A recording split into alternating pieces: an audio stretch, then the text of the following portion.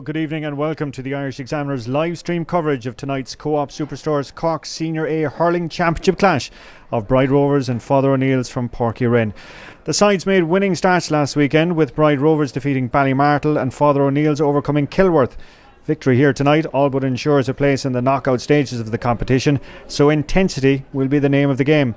Once more, our coverage is brought to you in partnership with the Co-op Superstores, who are sponsoring the Adult Hurling Championships right across all the grades this season. I'm delighted to have Mark Landers alongside me here tonight, and we will run through the teams with him in a few moments' time.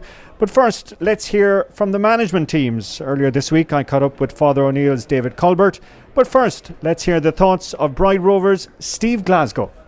Now we're delighted to welcome Steve Glasgow, who's in charge of Bride Rovers this year. Steve, perfect start for you at the weekend. Good run out against Ballymartle. Everyone fit and healthy after that? Yeah, it was a great win for us. Great start to the campaign. To be honest, everyone isn't fit and healthy. Unfortunately, we had a young fella. He was taken to hospital after about quarter of an hour of the game. He's fractured jaw at the moment, so unfortunately he's the only doubt. Well, not doubt, he's gone for the rest of the season, but we have young and able fellas to step in as well. Okay, sorry to hear that news, and we'll pass on our very best wishes.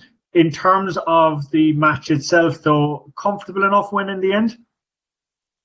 The first 30 we were very, look, I can say it myself now, they were very impressive for the first 30 minutes. But as I said to the team afterwards, it's very hard to replicate the 30 minutes when everything is done to a T.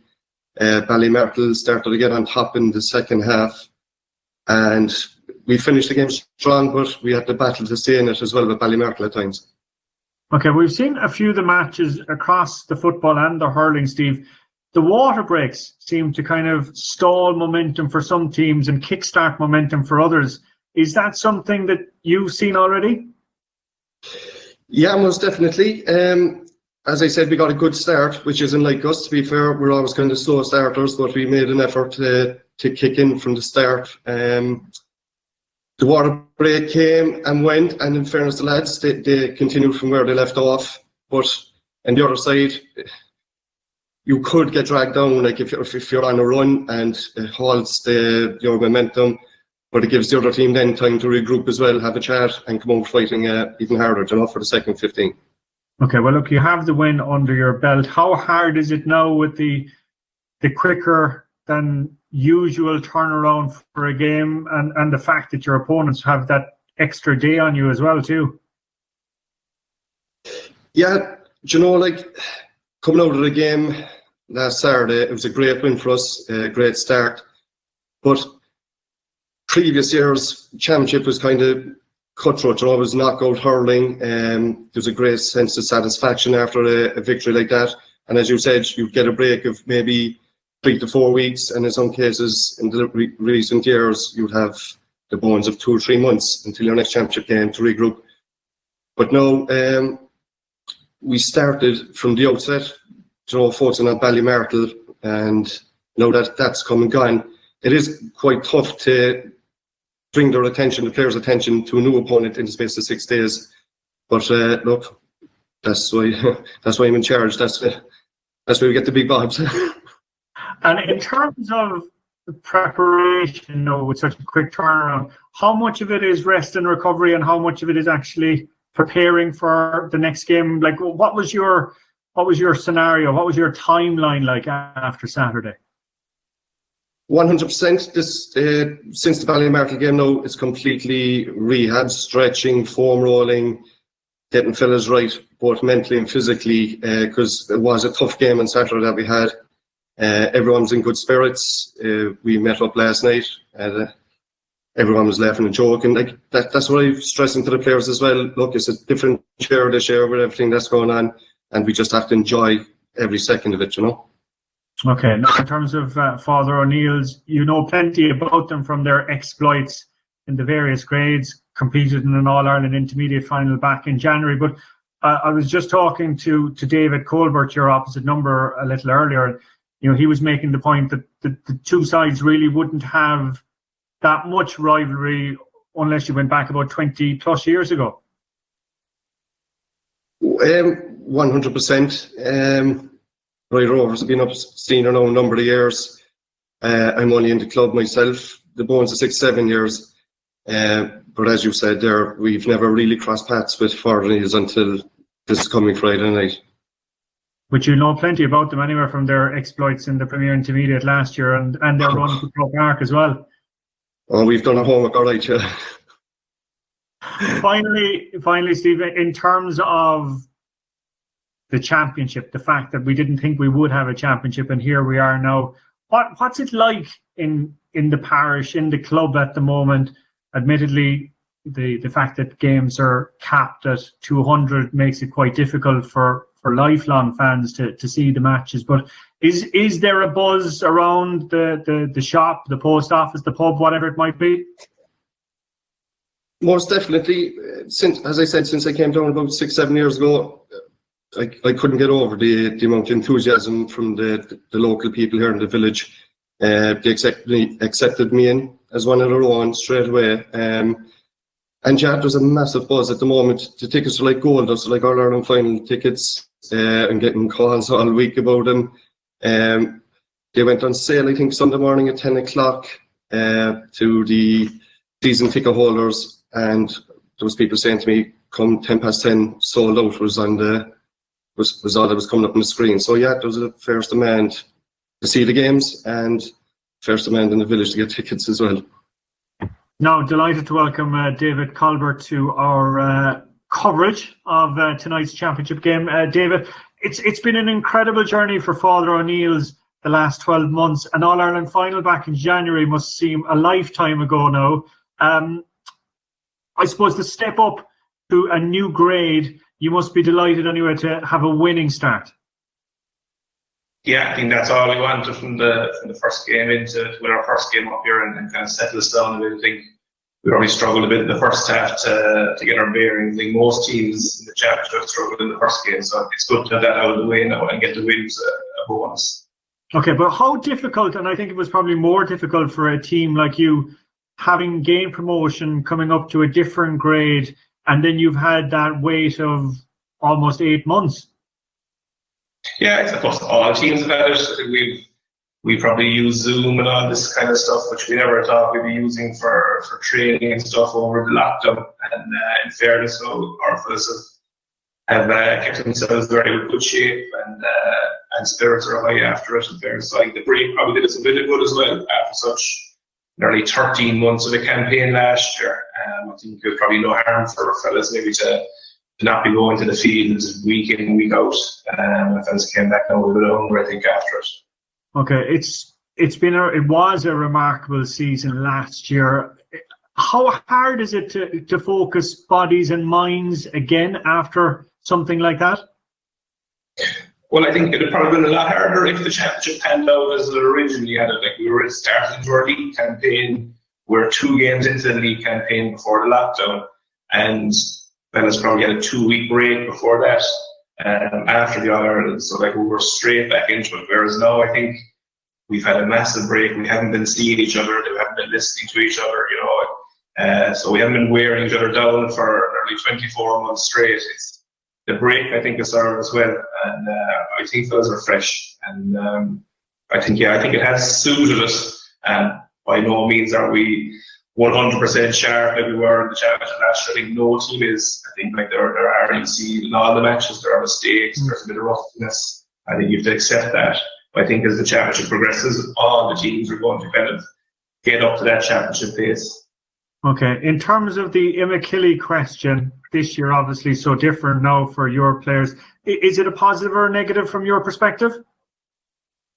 Well, we see our players, I suppose, without interruption, which is a benefit, definitely. But look, Imachilly has served us well down the decades. I think our players have got massive experience from playing at senior level when we were junior, when we were intermediate, when we were Premier Intermediate. We had fellas a lot of the time playing at a higher standard, which definitely brought them on. But I suppose from a logistical point of view this year, I think, look, it's definitely a benefit to us to have our fellas the whole time, and you can manage their games and you can manage their recovery. Like last year was a marathon of a county campaign for 5, maybe the 3 starters that we had. it was incredible. Like, and to get them through injury-free throughout all those games was just probably a testament to our physio and probably our recovery and our strength conditioning that we were doing.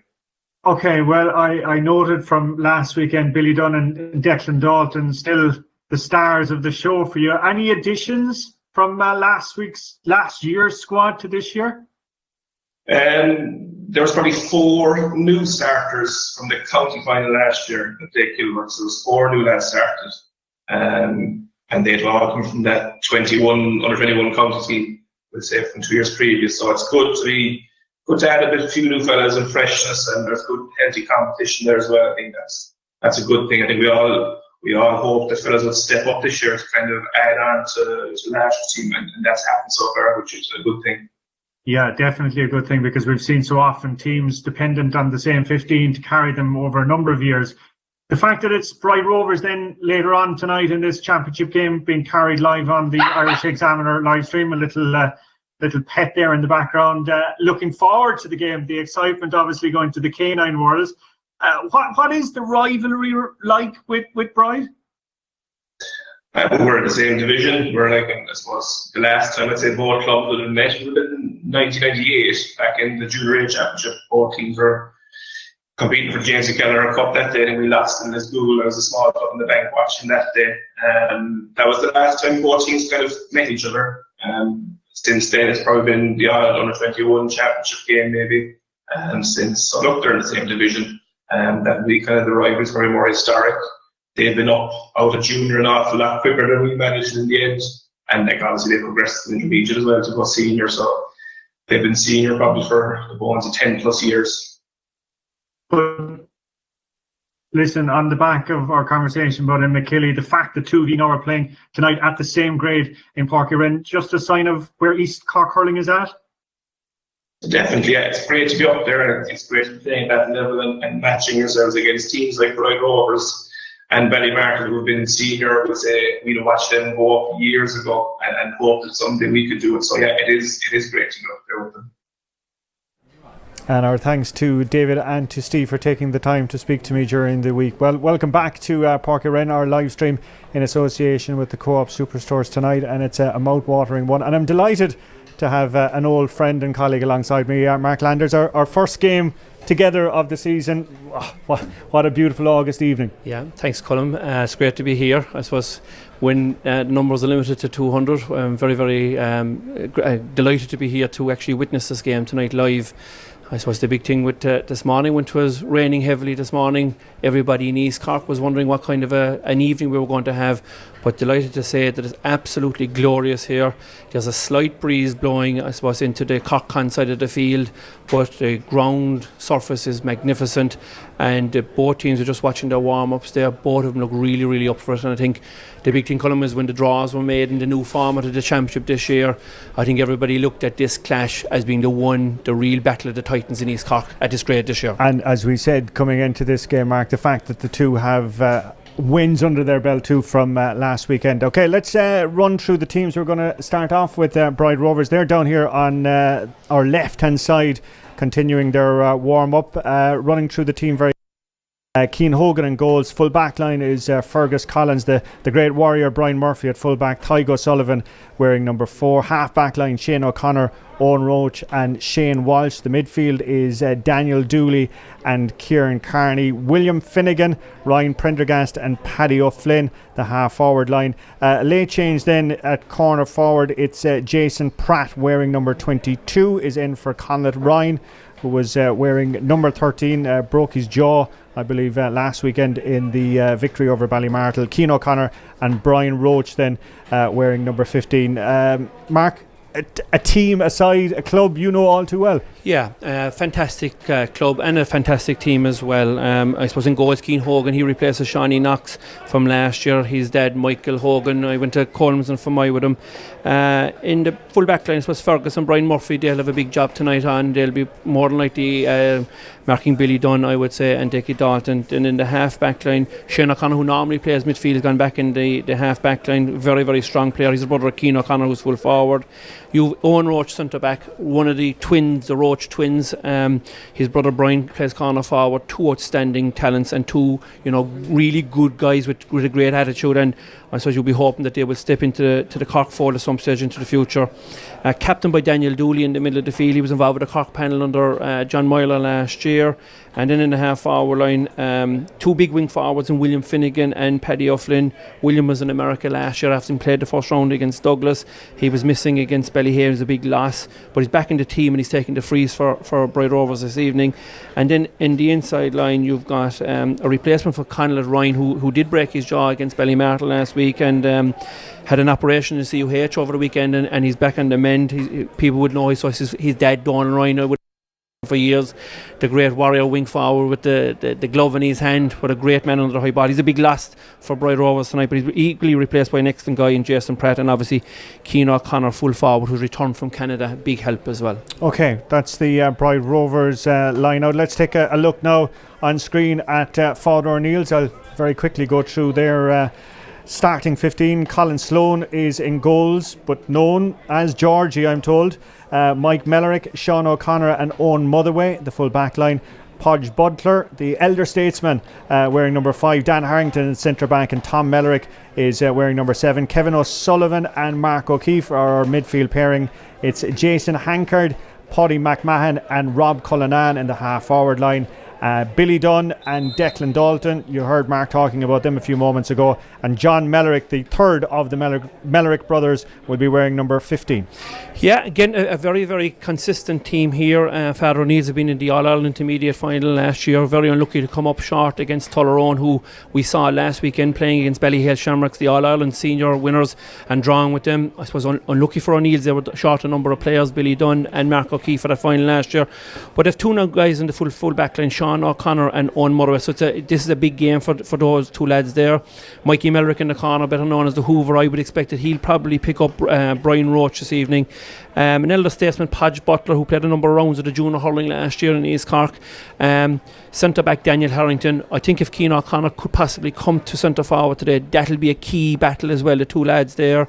Mark O'Keefe as well in the middle of the field will probably pick up, I would say, Dan Dooley as well. That's another key battle. And then up front, Jason Hankard, a young lad that was in Midland CBS a number of years ago, great hand, very tall. Paddy McMahon, centre forward, lightning fast player, will be well suited by the conditions this evening. Rob Cullinan, a big strong honest to God wing forward, and then inside see you have the younger of the 5 Melricks. I mean, we have Joe Mellerick and John Mellerick also. Unfortunately, Joe is injured and he's a big loss to Father O'Neill's this evening, but of course the two boys inside, Billy Dunn and Declan Dalton, they are key to the success of Father O'Neill's this evening. Okay, as we said, it is an East Cork derby, but there wouldn't be massive history though in terms of these teams, given the fact that Father O'Neill's are after coming up through the grades over the last number of years. Yeah, well, I suppose Father O'Neill's have come up, I suppose, in the latter stages. Bright Rovers are up from junior into intermediate and into senior, and have been senior for a long time, so I suppose that is an advantage to them, that they have been plying their trade at the top grade of senior for over a decade at this stage. Father O'Neill's, I suppose, go back and played against them a huge amount of times, and there's an old Pishog years and years ago that they couldn't win the East Cork, and like I suppose here we had, I think they lost 12 East Cork junior finals before the missions. There was an old Pishog that the missions were there, and the team left the missions, and while there was mass going on, they said they'd never win East Cork. But anyway, I think the same thing happened in Mayo as well too. That's still going on. But I mean, Father O'Neill's have been outstanding in the last decade. I mean, their underage structure has been fantastic. They won a number of minor. They got the 3 Premier 2 minor county finals in a row. They won 2 of them, and a lot of the team that they have here today is based on that. They went on and won an under 21 A title as well. So I mean, they're a fantastic club, but ash of 2 great teams in East Cork at the moment.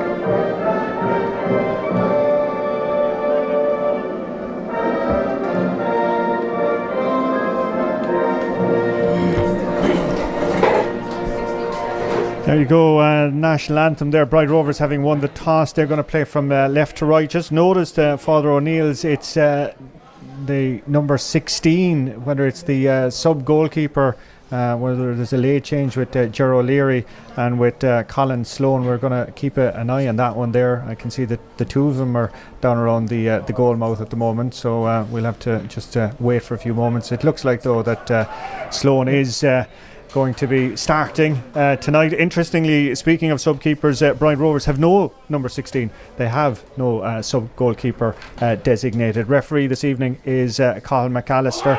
An absolutely perfect evening. Yeah, it's a fantastic evening, Colm, and it's just a shame that I suppose that this match is played in front of such a small crowd is here. But you can see already the O'Neill's team has lined out 1 to 15 as we speak, and there are a number of changes. We'll get to them in a minute for the Bright Rovers team. And we'll also be keeping you updated as well too on Middleton and Ballyhay, which is down in Fermoy tonight in the Premier Senior grade, and a vital one for Middleton after their defeat this night last week against SAHC. Anyway, we're off and running here with Bright Rovers and with Kieran Carney.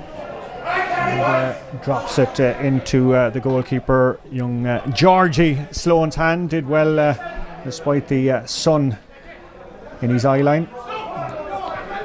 It's Father O'Neill's now trying to push down the far side with young John Mellerick, making his championship debut this season at senior level. That's an effort from him out on the sideline, a bit of a adventurous effort, but yeah, good ball in, I suppose, for Mark O'Keefe in the middle of the field, and I suppose it's good to get the first touch in. Colm, I mean, he had a shot, and he probably, if there was a side to be wide, he was wide on the professional side, I suppose, and the far side of the goals. Keane Hogan, powerful puck out by him, but well fielded there, and it's Father O'Neill's who are in front of us here on the attack with big Jason Hankard. He's a giant of a man, 6'6", I think. And that's a great ball in there towards Declan Dalton. Ball spills away though from the ever so dangerous full forward and talisman, but it's out with Paddy McMahon. Jinking this way and that way. Little ball in by him towards Rob Cullinan. But the defender there for Bright Rovers getting in ahead, and there's a push in the back. Cullinan is protesting, but no doubt there. And it looks like it'll be the goalkeeper who's going to come out for that, Keane Hogan. So we said at the start of the game, Colm, that there were a number of changes in the Bright Rovers team. They started in the first 5 minutes, with the half forward line went into the full forward line. Now they have seemed to settle with William Finnegan inside, with Brian Roach as a two-man inside line. Great ball and great delivery down as far as Jason Pratt, the man introduced there earlier tonight. Tenacious defending by Father O'Neill's. Sees Pratt taking the ball out over the sideline. Yeah, Jason Pratt was named a corner forward, and he's playing centre forward. And Daniel Harrington and Cian O'Connor named a full forward, is playing wing forward on Tom Millerick. Great to have the eyes of Mark alongside us here tonight. Fine sideline cut, dropping it in around 21 yards out. And it's Bright Rovers man that collects it. It's great ball into the corner forward there. Man Brian Roach. Roach opts to go cross field and misses his intended target, but somehow his midfielder Dan Dooley manages to regain it. Turns it into full forward to Cian O'Connor, and O'Connor off the left and has driven it wide. And as Mark pointed out, a bit of a breeze there as well too, which would be favouring Bright Rovers. You can just see the white flag there. Just blowing in the wind. Fine puck out again, and Hankard trying to get down on top of it. A correct decision there, Colm. Daniel Dooney bored into young John Mellerick. Probably no need for it at all. The ball had broken from a clash of the ball. But Prendergast, he's centre forward, had actually collected it then. And Ryan Prendergast, who's named as centre forward, seems to be playing in a withdrawn role, probably as a sweeper or a second centre back as well. Just a little bit of a nervy start. There's been a couple of wides on both sides, but both teams have got into the game fairly fast. Both look composed, and again, as we mentioned earlier on, Fergus Dunn is or Fergus Collins is marking Billy Dunn, and Decky Dalton is marking Brian Murphy. And that they will be key clashes that are here this evening. I would expect at some stage that Father O'Neill's will probably withdraw John Mellerick out the field and leave a two-man inside line at some stage. And the aforementioned Dalton there doing the business there from that free. very much, as Mark said, a talisman of this Father O'Neill side, and so vital in their Premier Intermediate Championship victory here last year. There's Dalton there again. Big left hand goes up, spins out of about 2 or 3 tackles, offloads it beautifully to Finnegan, or to Hankard, should I say, and Hankard putting it over. But that was great play by Dalton. Twas, looked around, but I suppose in advance of that as well, Cullum, the ball came to Shane O'Connor and he knocked it out, and he probably could have settled himself slightly and maybe caught it, but he's playing in a new position of wing back this evening, and he's normally a midfielder, an attacking midfielder, but it's just one of those things. He's getting into the game yet. Yeah, but great insight though by Dalton to look around, saw that he had a player in space, took the option, did ever so well there. Ball's gone out there for a sideline down there. The linesman awarding it the way of Bride Rovers, and it's corner forward Brian Roach. He's brother Owen, centre back, twin brother, Cork under 20 panellist, of course, young Brian. He's drifted in, and it's Ryan Prendergast, another or Paddy O'Flynn, excuse me, who's going to take it into the danger area, floating around there, but comes to naught. Comes to a 65 in the end. It was kind of a delivery that caught everyone by surprise. But it was a half chance at the same time, Colin. I think Cian O'Connor, it probably surprised him a little bit. It took a ricochet, just maybe surprised him a little bit, but they've got a 65 out of it, and it would be critical from a Bride Rovers perspective that they get a score on the board now. Father O'Neill's are leading 2 points and no score. It's nice to get out in front and get a couple of scores on the board just to settle down the team. Look, there's only 6 minutes gone, but all these little scores, they add up at the end of the day, and it's vital that William will convert to 65.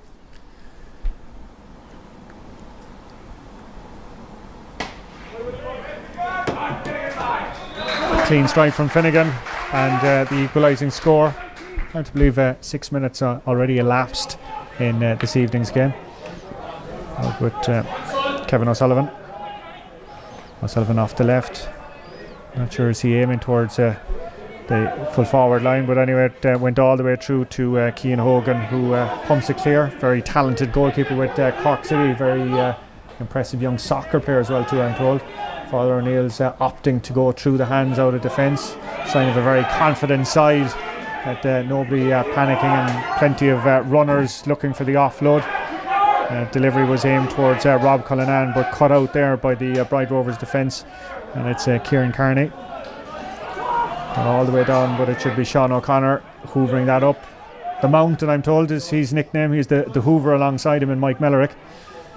Had it ever so easy there, but not happy with the delivery. Eventually though it finds its way to Paddy McMahon into the corner, and Bride Rovers dropping it dangerously down on top of William Finnegan, and Finnegan takes a heavy bang from Tom Mellerick for his troubles, and Mellerick will be making a quick introduction, I'd say, to Cathal McAllister's notebook there. Yeah, and I suppose William Finnegan, now for anybody would know him, is probably 6'3". He probably has 7 or 8 inches on Tom. But just on a side mention, Tom Millerick was involved with the McKilly under 15s a good number of years ago, and Tom was on the second under 15 team with the McKilly, and it just shows that keeping the net as wide as possible, because there are late bloomers that come along, and he's I suppose a byproduct of the work that has been done in East Cork, and Fergal Condon, the former McKilly manager, was involved in that setup as well, and Tom has won county medals, numerous county medals, but my first introduction to Tom was on the under 15 B grade or the second team with the McKilly years ago.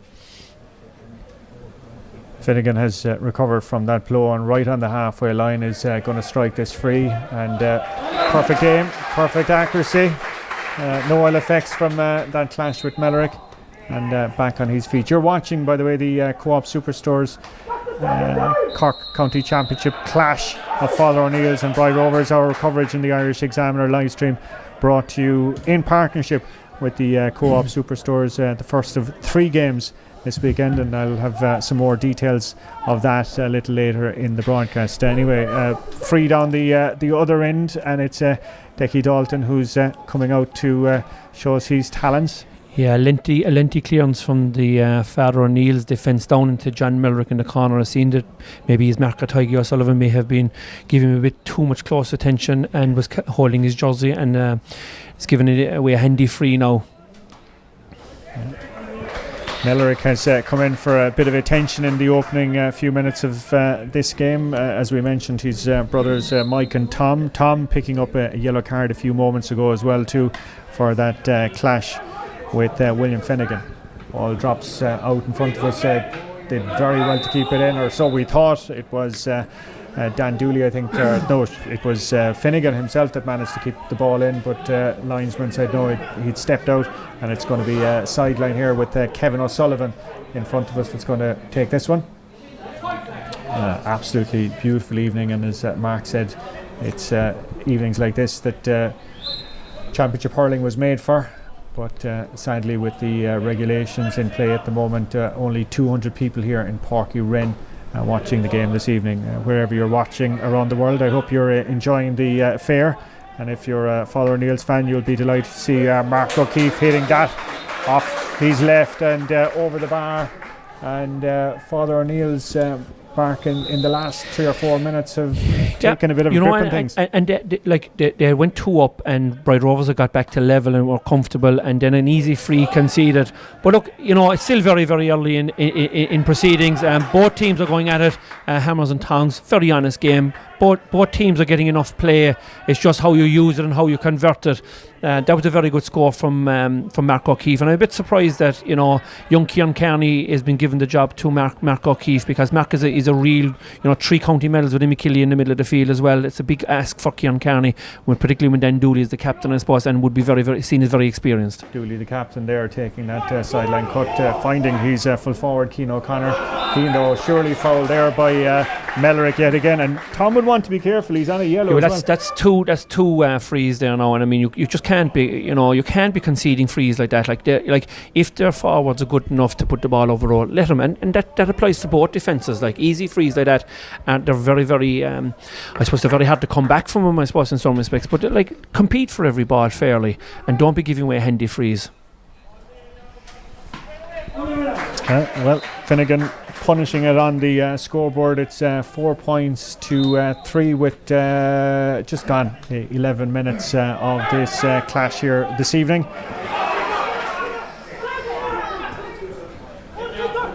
The Co-op Superstores SAHC C2, of course, the grade will be talking through the tables and all that at half time with Mark and looking at the standings, and it's so tight right across the grades, as we'll see.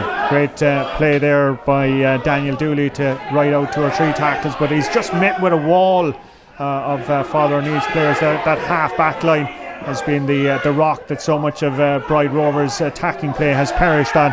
Ryan Prendergast is trying to burrow away through, no joy for him. Jason Pratt getting involved. Tygo Sullivan. But it's another number 4. It's Owen Motherway is the man that comes out with the ball and gets the free and gets a little tip in the head from Cian O'Connor as well too for his troubles. Yeah, but a fantastic passage of play. Colin right here in front of us in the stand side, and on both sides, Daniel Dooley very involved, Cian O'Connor very involved, and Daniel Harrington very involved in that piece of play there. But it was outstanding from both sides, and compliment Cathal McAllister as well to leave the game develop, let the game flow. And I think anybody who's watching the game wants the game to flow, and it will come out at some stage. Just once fellas don't go in slashing with hurleys and stuff like that, doing the wrong thing. If they're using their physicality, they'll have no issue. Fine strike yet again by that man Declan Dalton, and you can tell from the ripple of applause here that there's a sizable enough contingent from Father O'Neill's at this match. We're going to be keeping an eye as well too, as I said, on the latest from Middleton Ballyhay, which is down in Fermoy this evening. We'll get you an update on that in a few moments when we get to the water break. Let's concentrate on the action here at Páirc Uí Rinn. Plenty of talking points here, and a great ball in as far as Jason Hankard. Bit of a hit and hope effort, was it more than that? The two umpires look at one another. I think they were even caught by surprise in that one. Yeah, but it's a fantastic score, and Hankett seemed to be on the inside line there, but came out with one the first time and slapped it over off his right hand side. An excellent score, and he's 2 points on the board today, Colin, which is a good return. He's great innings for him this evening straight away. You were telling me off air you think he'd be better deployed on the other wing? Yeah, well, he's actually has moved from the other wing. He is picked at on the other side, but he's actually moved to his more natural side here. Okay, well, down here, the far end, there's a wonderful play again by the Father O'Neill's defence. It looked like Bride Rovers were about to fashion something there, but just a wall of players coming around. Owen Roach trying to come out here is forced to go to ground, and only in as far as the centre forward, Paddy McMahon, who takes a heavy bang for his troubles, and the referee quickly awarding a free. McMahon obviously feeling the ill effects of that. No quarter asked or given there, and took a bit of a dead leg, I'd say, for his troubles. A little bit of a tricky situation, I suppose. Bride Rovers would feel slightly aggrieved that Owen Roach, it seemed like that he was fouled on the way out, but he probably got an opportunity to offload the ball. Then he was lucky that he wasn't blown, because he seemed to drop the ball, drop the hurley, and hand passed it from his left hand with his right hand, which is a foul. And I suppose then there was a clash of legs here, and it's resulting in a free for Father O'Neill's. And I suppose we're looking at the clock, it's nearly 15 minutes, and the first water break column is actually coming up. And I suppose if you're a Father O'Neill's mentor at the moment, or a player, you're actually wishing that there wasn't a break, because they have taken over the game in the last 6 or 7 minutes. And actually, if you're a Bride Rovers mentor, you actually do want a break to get your troops together and say, listen lads, we're in a game here now, we need to get back into the game as soon as possible. Well, as we're looking down there, Paddy McMahon receiving treatment from the medical team. Want to mention as well too, just Bride Rovers there, cornerback number 2 Fergus Collins, his brother Cormac and his sister Jennifer are watching in Australia, so big hello to them, and people right around the world getting in touch with us in the Irish Examiner over the last number of days. We were also approached there before the game just to wish Michael Griffin and Joanna O'Reilly all the best tomorrow, and they're getting married tomorrow in Ballymacoda, and just for everybody from Ballymacoda, the very best of luck tomorrow. Okay, effort there from Dick Dalton has surprisingly gone wide, and that leaves it at 6 points to 3. And I thought for a second there we were going for the water break. We are, yes, confirming that we are going for the water break. And it's like psychologically now, that actually is a slight boost there to Bride Rovers, because you would be expecting anything from 80 to 100 yards with Dickie Dalton. He's been a fantastic free taker for the last 2 or 3 years, both with say Cork, and both with Immakilly, and for Father O'Neill's. He's been outstanding, and psychologically it was a free that he probably would have been expected to score. But look, it is what it is. A 6 points to 3. Father O'Neill's slightly have the better of it, and they're playing against the breeze at this moment in time. But there's nothing between the two teams. They're very, very evenly matched. Their touches, movement is good. Their communication is good. So all in all, Colm, a very, very even contest. But I suppose Father O'Neill's have the best of it on the scoreline at this moment in time. Al McAllister, I don't think will be having too much dilly-dallying. His sideline officials falling back into position there, and he's blowing the whistle to get things started. We've seen various times for these water breaks over the last couple of weeks in both the football and the hurling championships, and it's amazing as well how momentum of sides is affected in these games. We're getting an update, I believe, there, Mark, from Middleton. Yeah, it seems as though the scoreline at this present time from Fermoy is Ballyhay 1-6, Middleton 5 points. Well, that is a surprising scoreline after 15 minutes of play down there, so we'll update you again there at half time. Middleton, of course, defeated last week. Were probably leading, I think, at this stage of the game against SAHC last week, but again struggled with the water breaks, as a number of teams have over the last number of weeks. Right, back to the action here in Páirc Uí Rinn, and back with the Bride Rover centre back Owen Roach. Good delivery by him. Just overcooked it slightly, and it's Owen Motherway who hoovers it up to Paddy McMahon. McMahon blocked though, as Bride Rovers trying to squirrel it out with their midfielder Kieran Carney. It's not Carney though, it's dropped in though into the goalkeeper, into Georgie Sloan. Calls for steps there, no one listening. Podge Butler Goes short, but finds the wrong man at Paddy O'Flynn, I think. Oh, a couple of heavy shoulders there on the way out. There is, but it is noticeable, Colm, since the water break. There's a bigger intensity has come from the Bride Rovers team at this moment in time. Now, both teams are intense, but there is a noticeable increase. Saying all that, it's still Father O'Neill's who are probably the better team at this moment in time. It's Father O'Neill's in possession with the centre back Dan Harrington. Great ball down as far as the corner forward, young John Mellerick. Mellerick may be one of the younger players, but he's certainly not lacking in enthusiasm anyway at that time. Just the delivery a small bit short, well claimed by the goalkeeper. His clearance though has found its way only as far as Jason Hankert scored that wonder point a few moments ago, aiming it in for Dalton and Brian Murphy in a big tussle down there. Reinforcements coming in to aid Murphy, and in the end though it's back with Billy Dunn. Still Billy Dunn off the left, a bit of a low delivery, touching it there from Rob Cullinan, with goalkeeper and defender working well together.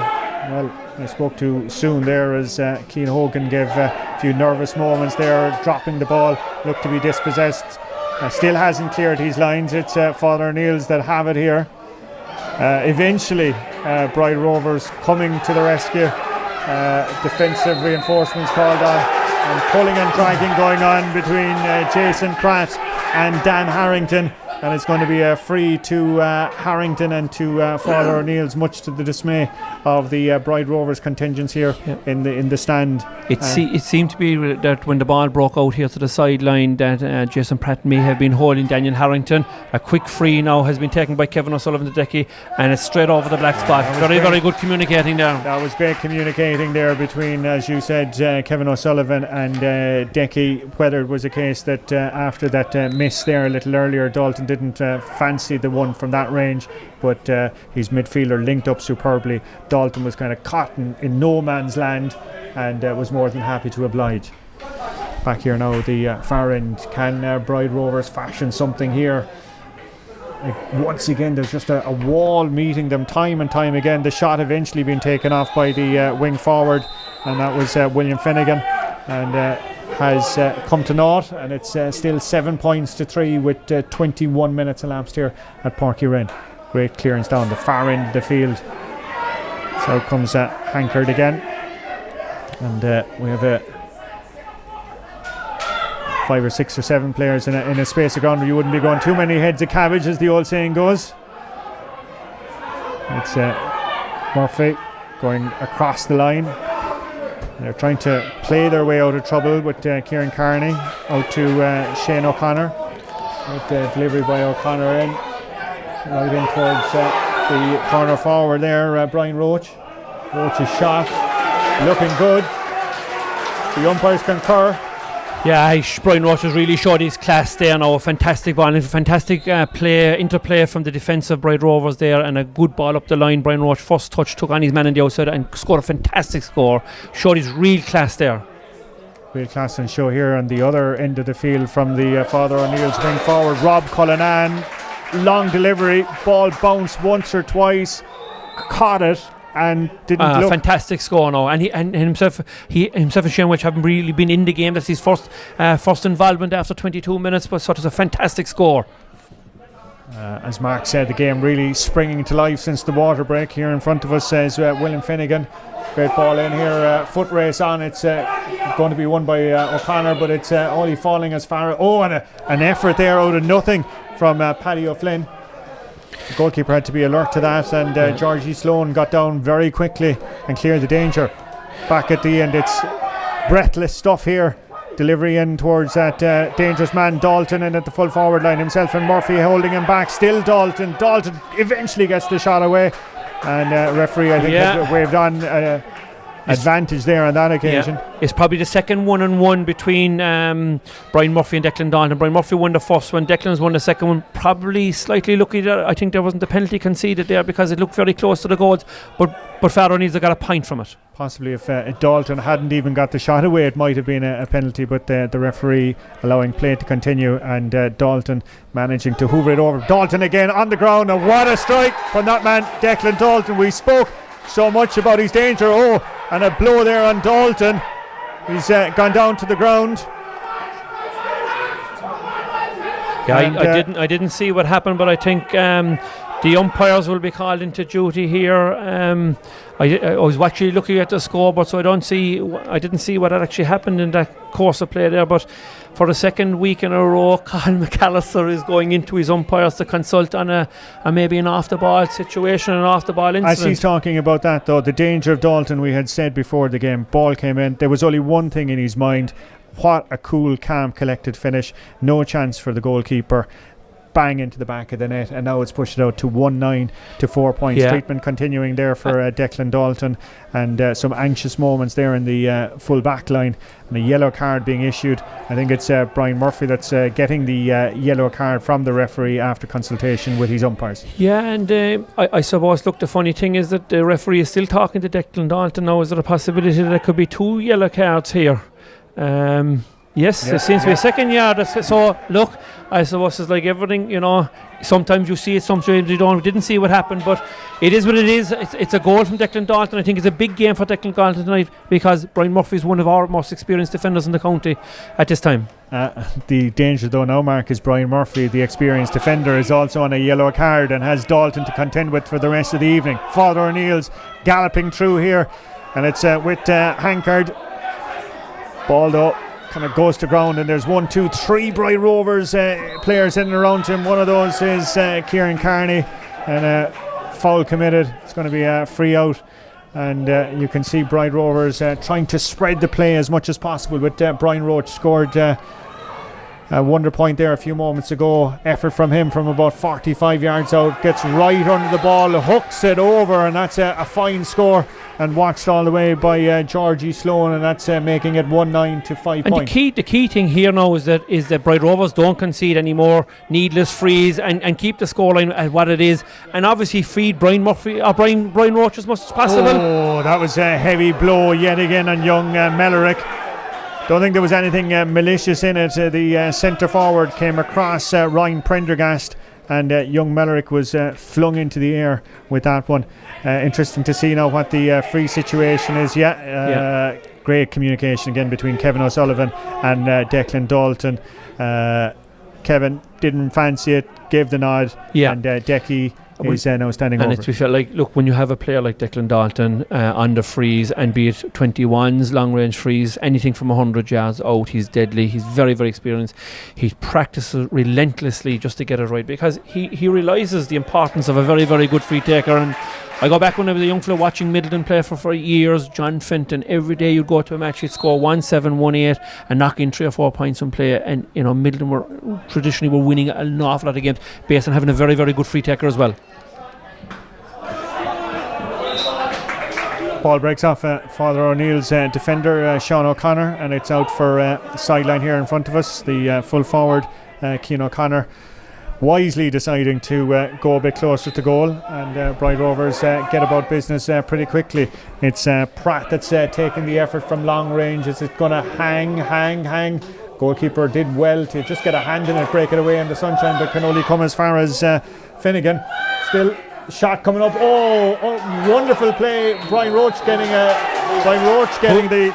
the shot away, I think, in the end, but about 2 or 3 defenders flinging their bodies across the line to hold that one out. Hoover by name and Hoover by nature. He was in the right place at the right time, and I suppose Bright Rovers will be disappointed. It was a good opportunity falling to Brian Roach with a couple of lads through him, and Mikey Mellerick picked it up on the end line. A fantastic save. It was a score that Bright Rovers really needed this evening to get themselves back into this game. And Sloan did well to knock the ball down in the first, because as we said, that sun, his hand is up over his eyes at the moment. Maybe he should be wearing a hat or something like that, but dangerous times here, and just a show of the threat that Bright Rovers have with that man Brian Roach. Referee waving on advantage shot, but shot at nothing there, and there was no need of it from Kevin Carney, because they knew that they had the absolutely the play but in the overall context of thing, Brian Roach is really, really shining out now. Willie Finnegan as well in the forward line. The rest of the forwards need to up their game if they're to get back into this game, and I suppose just around the middle of the field in the half back line, they need to start supplying ball a little bit quicker into Brian Roach, because he certainly, when the ball ball is in the air, he has every opportunity to beat his marker, Mike Melrick. But in the overall context, Father O'Neill's are still very much in control at this moment in time, leading 110 to 6 points. But look, this is an East Cork derby, played in Páirc Uí Rinn. There's no team going to give up here tonight. This game is still going to go down to the wire, I would think. You're watching the Co-op Superstores SAHC C2 clash of Bright Rovers and Father O'Neill's. It is on the Irish Examiner live stream in our partnership with the Co-op Superstores. Delighted wherever you're watching us, if you're down in East Cork, if you're in Cork City, if you're in Canada, if you're in Cancun. Delighted to have your company here this evening. I'm sure if you're a Father O'Neill's fan, you'll be enjoying the fare here, and maybe if you're a Bright Rovers fan, you'll be hoping for better things to come over the next 35 minutes or thereabouts, and you'll be hoping that this man will be getting on the ball more and more. Brian Roach has done so well. Just fell through the fingers of Cian O'Connor, and Sean O'Connor pumping it clear. And Father O'Neill's here on the attack yet again with their centre forward dropping it in towards the danger area towards Dalton, but out come Bright Rovers yet again, and it's out with their midfielder with Kieran Carney. Great show of pace there out as far as Jason Pratt opts to go back, and it's a first time ball in with no one waiting for it. Went right over the head of Brian Roach, and he puts his hands in his hips, now his hands in his head, disappointed with the delivery, and a chance gone begging. Chance gone and begging, because Brian Roach is very much on top inside, and just a case of pop it in, because a goal for Bright Rovers for half time would be great. Just the score again, column in for my is Ballyhay 1-8, Middleton 7 points. So at this moment in time there's a big upset on the cards, but look, it's still early days. We were here last week when we saw Blackrock playing against Aaron Zone, and Blackrock led 2-8 to 3 points after 25 minutes, and with 2 minutes left in the game it was 2-12 to 2-11. So anything can happen in these games, but I think Bright Rovers will want to get to half time as soon as possible, just to try and get the troops back in together. Free in this Co-op Superstores clash, and it's Declan Dalton standing over it. Just mentioned there a few moments ago, Mark, of Brian Roach. Are Bright Rovers trying to isolate him, just have one man inside? They're playing a two. Okay, so at the moment as we look up the field, you have two fellas, one inside, one on the 14 and the other on the 21. So William Filligan is at the edge of the square at the moment, and Brian Roach is on the 21 in front of him. They're playing 3 in a pod in the half forward line, and it looks like they're playing 7 defenders back here. So Ryan Pendergast has been redeployed, I suppose, as a defender, and Owen Murray, who's cornerback for Father O'Neill's, is playing out in the middle of the field, stroke the half forward line for Father O'Neill's. Decky Dalton adding to his tally there, scored that wonder goal a few moments ago, and just so unerring from frees. This is a joy to watch an artist at work here. Nice piece of skill though by Owen Roach there. Gone back to Brian Murphy. Murphy opting to go up the wing, up with Daniel Dooley. Dooley's ball in as far as Finnegan. Looked to be a bit of a push in the back, but referee says no. Sean O'Connor turning left and right, eventually getting the clearance away, and eventually, whether by accident or design, he finds it as far as Jason Hankard in front of us here, pumping it in there. Foot race between John Mellerick and the cornerback, and pushing the back there, so it's going to be a free out. Brian Murphy, actually, I was wondering there, was Brian out on the corner position, but it was Brian Murphy, and it's Cian Hogan, the goalkeeper, who will come out to take the free. Yeah, I suppose, look, one thing that I would see is that Shane O'Connor, who is a very, very good midfielder, is playing wing back on Jason Hankard, and Hankard seems to have the better of him at this moment in time, and one of the moves potentially could be, Jason Pratt possibly moving back from centre forward back to half back, because he's a natural defender, and Shane O'Connor coming to the middle of the field in the second half. Okay, we'll be back in 30 seconds with more analysis of this Co-op Superstores clash of Bright Rovers and Father O'Neill's.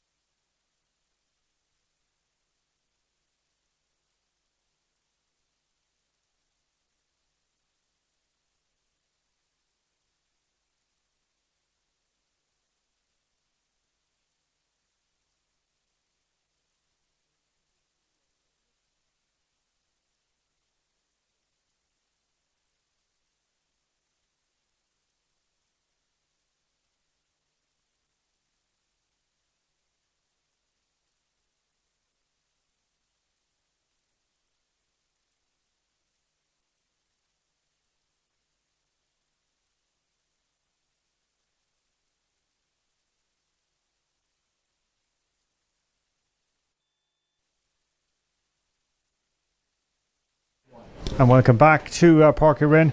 Father O'Neill's 1 goal and 11 points. Bride Rovers 6 points. Beautiful evening here. Mark, a fair reflection on the scoreboard? I think it is, Colm, just about. Like pretty level at the very, very start. 2 points to Father O'Neill's, came back level, and then Father O'Neill's went 4 points up. But I think it's probably the easy concession of frees has been, Bride Rovers undoing. They've, got 9 frees. They've conceded 9 frees to Father O'Neill's 7, but they're all scoreable frees, is what I would be saying. And the Bride Rovers defence need to, I suppose, just stop fouling, because if you have a player like Declan Dalton, he's going to convert all those chances if you give him enough if you give him enough chances. But I suppose Bride Rovers will be looking at, they hit 4 or 5 wides as well, uncharacteristically, but like 1 or 2 of them went wide simply as well. So they got a small chance of a goal, and the ball ricocheted and went to Cian O'Connor, but it was only a half a chance really, and I suppose the 1 goal opportunity that fell below here to Father O'Neill's. Declan Dalton was on hand to finish it, and his clash with Brian Murphy along with Fergus Collins, who's having a great game, on Billy Dunn. Billy Dunn has been scoreless at this moment in time. That's a big bearing as well. I think young Jason Hankard is having a big influence in the game. He's 2 points in play, and he's getting on a lot of ball as well. So in the overall context, I think I think Father O'Neill's probably full value for their lead at this moment in time, bearing in mind that they're playing against whatever slight breeze is there this evening. We've seen time and time again that kind of half back line wall of Father O'Neill's. That seems to be the area that Bride Rovers are getting that far, and then they're just hitting a ball. Yeah, well, I mean, Daniel Harrington, to be fair, is a very, very experienced player, and he's a player that we would have identified in East Cork as being a very good, tough, honest, genuine hurler, and he's been unbeatable really at centre forward. And I'd also say that Sean O'Connor, a guy who wasn't in the team last year, had been to America during the summer, and just I suppose James O'Connor was coaching the team last year along with Dave Colbert and stuff like that. And when a team gets settled, it's very, very hard to break into the team, but he's giving a really, really good performance at full back tonight. He's on Cian O'Connor, who I suppose was in Canada last year and probably has missed out in the years hurling and stuff like that. So maybe he's not ideally as sharp as he probably could be, having missed out a year's hurling. But look, there's only 30 minutes has been played here, Colm, and a lot of things can happen in the change room. But I do think that Bride Rovers probably needed to get the half time to get a break and to say, look lads, come on, we've been working very, very hard to get ourselves into this position now. We're better than what we're playing this evening. Let's up the intensity here. Let's talk about this competition in itself, the Senior A Hurling Championship, and Raf alongside me is just going to pop up the graphic here of the tables. Yeah.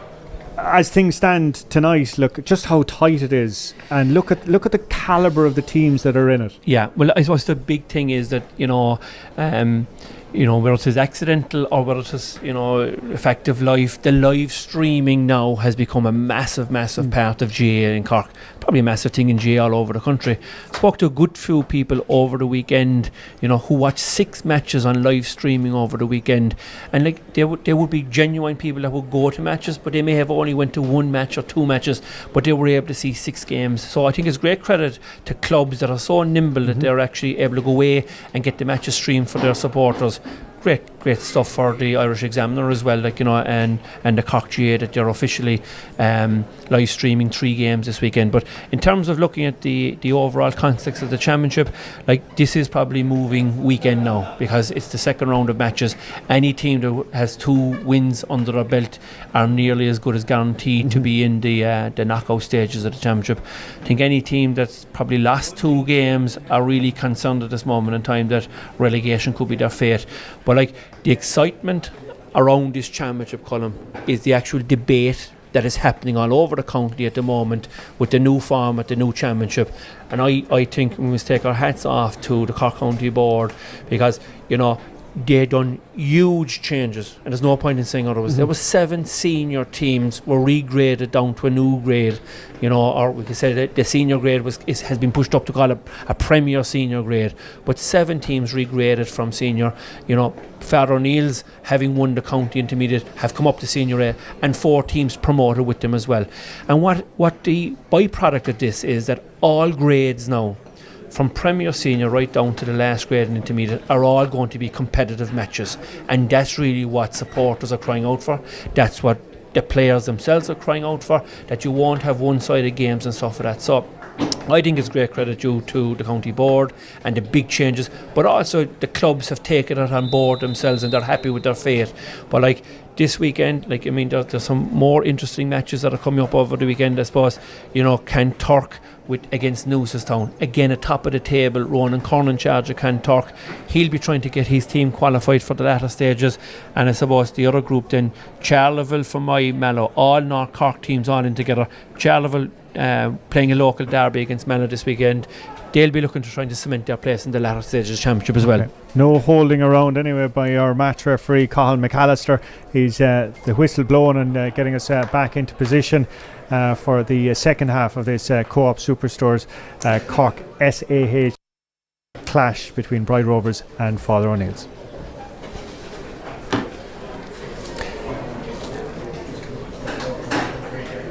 While the teams are forming into their formations, just to mention two games coming up tomorrow. We have the Premier Intermediate Hurling Clash of Castle Lions and Blarney. That's in Mourneabbey at 6 o'clock. Mark and Des will be on duty for that. And then I'm in Páirc Uí Chaoimh tomorrow night for the Premier Senior Clash of SAHC and Douglas, and our coverage getting underway on that one at about 7:30. Now, Bride Rovers, can they do anything in the opening 30 seconds of this second half? They so desperately need a score just to get the momentum going and the blood flowing, but hard to see it when it's Father O'Neill's who are in possession, and a merry dance being led there by Mark O'Keefe. And down here in front of us with the centre forward who got the shot away, Paddy McMahon. Race on there with Dalton and Brian Murphy out as far as John Mellerick. Mellerick going right across the field all the way out as far as Kevin O'Sullivan, and O'Sullivan from 40 yards, he's fist pumping. He liked it the moment that it left the hurley, and that has extended their lead to 1 goal and 12 points to 6 points. Spinning down to Ballyhay, 1 goal and 9 points. Middleton 11 points, and that's a half-time score from Fermoy, and we'll be keeping you updated on the scores from that. It's a make or break game for the two sides who were defeated last weekend. And of course the other game that we'll be looking forward to tomorrow night, again Douglas and SARS in that group as well. Big pull there on the back of Shane O'Connor. Eventually a free being awarded. A bit later for some of the Bride Rovers fans there. I suppose they're quite anxious, and I don't blame them for being animated on the sideline. You know, when your team is out there, they've 6 points scored in the first half, they need to get a couple of scores on the board now just to settle down the team. But like, you know, a goal for Bride Rovers at you know, the first quarter of the second half now is so important that they get a score on the board. But if they manage to get a goal, it would really ignite their team. But like, they find themselves 9 points, 8 points adrift now. They need to get back on the scoreboard as soon as possible. But the simple thing is they need to start winning the 50-50 balls and have backline in midfield and delivering the ball in as fast into Brian Roach as possible. Okay, well, William Finnegan adds to his tally, the 24-year-old UCC student. There was no delay though by the goalkeeper Colin Sloan in clearing it out, but it bobbled out over the sideline, and Brian Rovers have I'd say happily and gratefully returned and received the possession. Shane Walsh with the sideline cut, and it's gone out for another sideline down here. Bobbled off a Bride Rovers foot, I think, in the end. Yeah. And despite the protestations, it's going to be Father O'Neill's line ball down there. And when it's your night column, like, because you know, from here it looked as though it was a Bride Rovers ball that was going in and has been awarded the other way. Great strike there. It looked to be Hodge Butler that connected with it all the way down as far as John Mellerick, the distinctive reddish boots. Mellerick off his left. That's trail though, a few yards. He hasn't managed to score. Has he got anything so far tonight? I don't think so. No score, but I mean, people may not see this off. He was actually fouled going in with the ball, and Cahill had his hand up, but he gave him the options of the shot. He'd have been better off to take the free. Great piece of fielding there by Rob Cullinan. Gone straight in there towards Dalton. Gets a push in the back there from Brian Murphy. Referee doesn't see that one. He sees the follow-up play with Mellerick, and it's going to be a free out to Bride Rovers, taken by the cornerback Tygo Sullivan. Well, I mentioned that Ty, the cornerback, is an employee of Dairy Gold, and of course the sponsors of the championship, the Co-op Superstores. Ryan Prendergast, nice offload by him to Keane O'Connor. Still Keane O'Connor, 21 yards out, opts to go out to the far side, out as far as his corner forward to Brian Roach, and Roach, the danger man, pops it over the bar, and that was such a badly wanted score. Yes, absolutely, but they're back in it. That's the critical thing, is that they're starting to win the 50-50 balls. You just have to stop conceding the frees. It's 2 points in a row there for Bride Rovers, and out they come again. The tenacity that we saw from Father O'Neill's in the first half has now been replicated and replaced on the other side of the field. Now, what can Father O'Neill's do to stem the bleeding? It's with Kevin O'Sullivan. Dropping it. Shot at nothing to Brian Murphy, and Murphy all the time in the world to clear it down. Dropping it on top of his midfielder to Kieran Carney. Great tackle by by Ryan Prendergast there. Eventually, Jason Pratt comes out with the ball, but a free being awarded. Yeah. So, and Mark O'Keefe is down in the middle of the field now, with clutching his neck after that challenge with Ryan Prendergast. Ryan Prendergast fought fierce hard to get that ball there, and he's won his team a free in, which would be their third point in the second half if William Finnegan, which I would expect that William will convert the column. But it's exactly what Bride Rovers, what you'd be expecting out of any Bride Rovers team, that they would get back and get back into the match as fast as possible, because the game is starting to drift away from them, and Father O'Neill's were comfortable enough, 9 points up at half time, but you'd have to say that we've seen a big psychological shift here in the game, that Bride Rovers are really back in the game, but they need to continue that. Very important free here now from Willie Finnegan to convert. Well within his range. Here comes Finnegan. Oh, and surprising commentators curse there on that one. Absolutely, and that's a big blow to Bride Rovers. Look, just have to get on with it again. But I'm a bit surprised that Mark O'Keefe is being tended to in the middle of the field, and William Finnegan was allowed to take the free. He probably might have been better off to hold tough and concentrate. Free taking is so important in tight games. Well, O'Keefe is back on his feet. The helmet has been restored. And definitely a let off there for Father O'Neill's with the momentum that Bride Rovers were building up.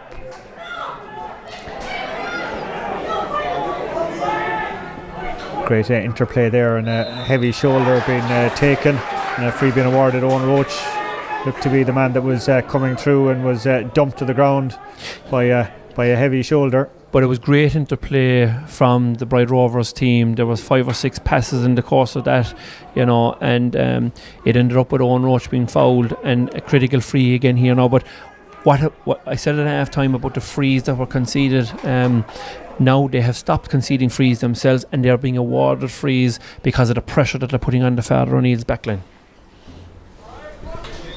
Finnegan has the chance to make amends, and he does just that, popping it over. Georgie Sloan, very quick puck out again. That's been a notable part of the Father O'Neill strategy as well. They're not waiting around. Jason Hankard comes, gathers, loses, and it's a bit of a skirmish developing here, not for the first time tonight.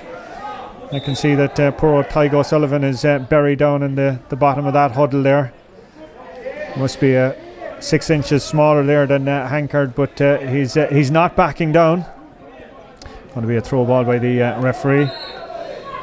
Keane O'Connor got in for it, spills out, and it's back with Brian Rovers with O'Connor. Great play by him towards Pratt. Back to O'Connor, and I think he just got the angle. A bit unlucky, but great interplay between Jason Pratt and Keane O'Connor, and they're starting to win the 50-50 balls. Bride Rovers.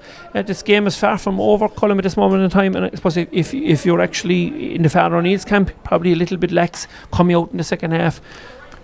It's hard to believe there's only 200 people here, given the noise levels that are growing up here around us. Anyway, we're back with Father O'Neill's, back with the corner back there. Shot from him. Owen Motherway, long way from home. But a long way from home, but a great result when you see O'Connor back on it. He's a touch of Paolo Maldini about him there, going up to score that. I was about to say showing his forward colleagues how it's done. Shane Walsh on the ball. Walsh, a big 60-yard delivery by him. We're even struggling with the sunshine as it sets here on our left-hand side. Dan Harrington going to go down along the sideline as gets a block on it, and it's going to be a sideline there to Father O'Neill's. Yeah, it was a great block by Paddy O'Flynn just to keep the ball inside the 21-yard line for into Father O'Neill's. And you're right, Colm, about the sun. It's in Keane Hogan's eyes in the second half. It is very, very difficult to see into the sun at this moment in time.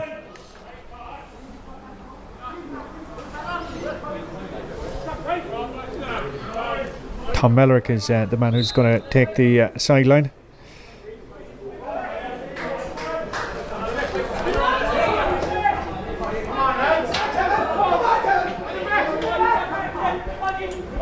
Not for the first time we've had these coming togethers, and eventually it's Shane Walsh who's going to burrow his way out. Great pass off, and it's Daniel Dooley that got on the end of it, but it's gone out yet again, and the linesman has stepped in there to award a sideline to Father O'Neill's. Quickly taken, and off we go again. Long delivery there as far as Mellerick. Off his right effort. Billy Dunn on that occasion, the other corner forward. First score, I'd say. First score after 40 minutes, yeah. Fergus Collins has done a very, very good job at man marking, but again, you know, the interplay of the Bright Rovers team is great out here in the middle of it. It looks great, but if they want to win the game, they've got to get the ball into Brian Roach as soon as possible.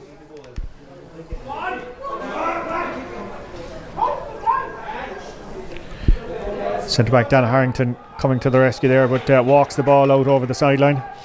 Yeah, big score coming in from Fermoy, Middleton 111 and Ballyhay 1-9. So Middleton having been 4 points down, have gone to the front. Yeah, a lot of interest in that game there tonight. A lot of interest in this game as well too from people watching around the world. We're getting messages. I don't think the Bright Rovers faithful will be too happy though with that shot from Cian O'Connor, which has gone out wide and gives Father O'Neill's a chance to regroup there.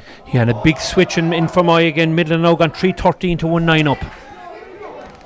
Back with the action here, and Father O'Neill's young Motherway there that scored that point a few moments ago has been redeployed in the forward line, showing them all how it's done. Nice offload from him out as far as he's centre forward.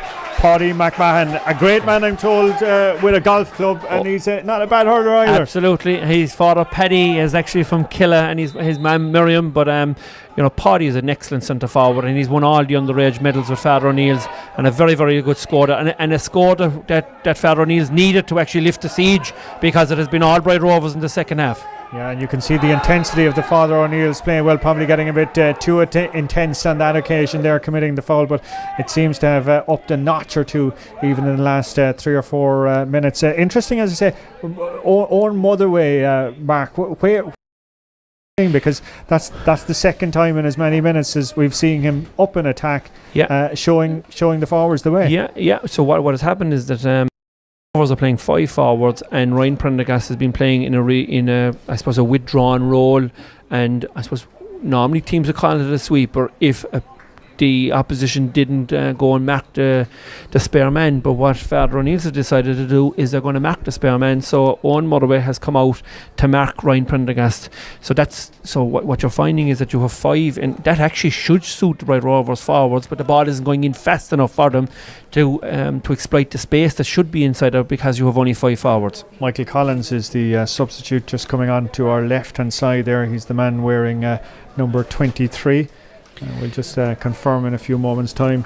It's Ryan Prendergast, the aforementioned Ryan Prendergast, is the man that's making way there. So it would seem that the tactic that was employed during the course of the game, as to have an extra man back, hasn't worked. And now what's going to happen is that they're going to revert to 6 forwards. I suppose Michael Collins, a lot of people know him as Twiggy Collins, an outstanding man to field the ball, a great man on the edge of the square. But they're reverting to 6 forwards now for the remaining 18-19 minutes of the game. That was a big test of William Finnegan's range there, and went out wide in the end. Great play by the goalkeeper there, slowing out as far as Podge Butler had options open, but opted to go short. Great running off the ball there by Father O'Neill's, but it's back with Bright Rovers, and it's back with the ever-present cornerback Owen Motherway. He's here, there and everywhere. Watch this for a cornerback. Imagine if you were a corner forward and this fella was showing you how it was all done. His delivery though on that occasion not the greatest to Rob Cullinan, and it spills out but touches Bright Rovers player, and it's still with Father O'Neill's, and if it's in this range there's one man that they call on. It's DD, Declan Dalton. DD, I like that. That's very good. But again, now what has happened in the last 4 or 5 minutes is that Father O'Neill's have started to get back into the game, particularly the half back line. Daniel Harrington has been very, very instrumental, and Owen Motherway has been very instrumental as well. And Dalton, and you know what, tonight now we're getting a word from Moy de Lahan, has scored 3 goals, and now we see Declan Dalton cutting a line ball over the bar, and there's only 1 goal scored this evening, and it's Declan Dalton. So it's great from a Cork hurling point of view that the senior inter-county, the lads, are actually delivering. Okay, there's done nice little jink of a pass by him in as far as John Mellerick, and young John Mellerick. Oh, unfortunately, it isn't for the want of trying. No, it isn't for the want of trying. No, he's had a good outing, to be fair. He's got on an awful lot of ball, and more often than not, he's doing the right thing with the ball as well. Want to mention his brother Ger, who isn't here tonight, suffering, I'm told, a serious hip injury, undergoing surgery, and the word from the camp is looking at least 6 months of rehab on that one. So we'll wish Ger the very best. Super hurler. We saw him last year in the Premier Intermediate final, and of course you'd have seen him in McKillie, everything like that. But we'll wish him the very best. And they're a brilliant family. There's Mike playing, Tom playing, John, and you have Joe, and you have Jor. And I'm told there's a couple. It's like the Mortimer family. There's always another one coming. Yeah, absolutely. And there's one girl and there's 6 boys. But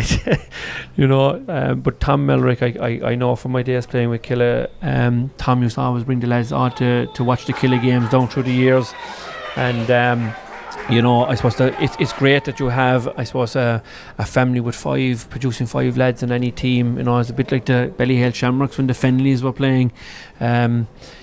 So there's a huge sprinkling of families obviously involved in all teams. Willem Finnegan's score there leaves it his side, Bright Rovers, on 10 points, but it's Father O'Neill's on 1 goal and 18 points. Want to mention you are watching the Co-op Superstores SAHC clash of Bright Rovers and Father O'Neill's from Páirc Uí Rinn, part of the Co-op Superstores partnership with the Irish Examiner, live streaming of games right across this weekend. 2 more matches to come tomorrow afternoon. Mourne Abbey at 6 p.m. Mark will be there with Des, and that's the Premier Intermediate clash of Castle Lyons and Blarney. And then at 7:45 we're over the road, Páirc Uí Chaoimh, looking forward to that, the Co-op Superstores Premier SHC clash of SARS and Douglas. If I had said to you after 45 minutes that Father O'Neill's would have that score built up, Yeah, I would have been a bit surprised, to be honest with it, because I thought it would be closer, and the game still isn't over at this moment in time. But Father O'Neill's have got back into the game. They had a 9-point cushion, and the Rovers have brought it to 5 points with the first 4 points of the second half. But Father O'Neill's have weathered the storm, and Colm says you can't underestimate the experience that they have got over the last number of years. The 3 Premier Minor finals, the under-21 finals, and winning the intermediate county, the Munster campaign last year, and getting to an All-Ireland final. That's massive experience for any team. Like, they really, really are on a high, and they've come in here on the front foot tonight. They have been, honest, physical, their touch is good, their decision making is good. And what I've actually liked about them as well is that on a number of occasions they've taken quick frees, quick sideline balls, everybody's watching. Quick puck outs, everything. They're very well drilled, and I suppose, coached at the moment by Sean Fox, Prendergast from Lismore. And he's winning certainly the Waterford coaches. Pat Carney from Waterford is coaching Bright Rovers. So at this moment in time, Father O'Neill's have the upper hand, but it's still a quarter of an hour to go. We're off and running. So with the final quarter, it's Georgie Sloan restarting us here. I wonder where the name Georgie came from. Apparently his grandfather was Georgie, and he's known throughout the parish as Georgie, christened Colin, but that's what everybody knows him by now. Billy Dunn, a big greyhound man, showed a bit of pace there, and unfortunately effort gone wide despite his protestations.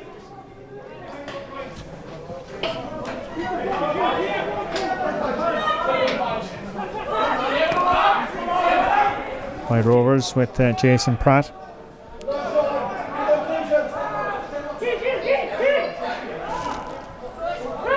Back to Pratt. Pratt going right across the danger area. Soaring up for it. That was a great piece of hands there by Michael Collins. By Collins. Flew into the air, but unfortunately no one waiting for the delivery. Ball, I'd say rather accident than design, finds its way to the man wearing number 19 for Father O'Neill's. We didn't spot Liam O'Driscoll coming on. We'll have a look to see who's made way. His effort though hits the post and goes wide.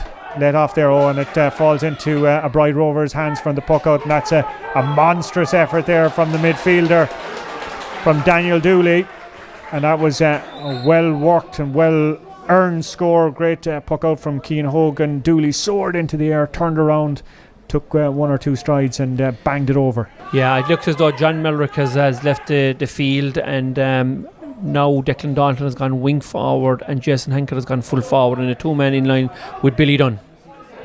Plenty of pace, as we said, by Billy. Been held up well though by the defender, but still not giving up on it. Eventually it's Brian Murphy that's going to try and get it away, despite the best intentions of Collins hanging off him. And eventually Bright Rovers getting it down here in front of us. Falls perfectly to the corner forward to Brian Roach. Still Roach flicks it over. Just a bit too much on it towards Collins.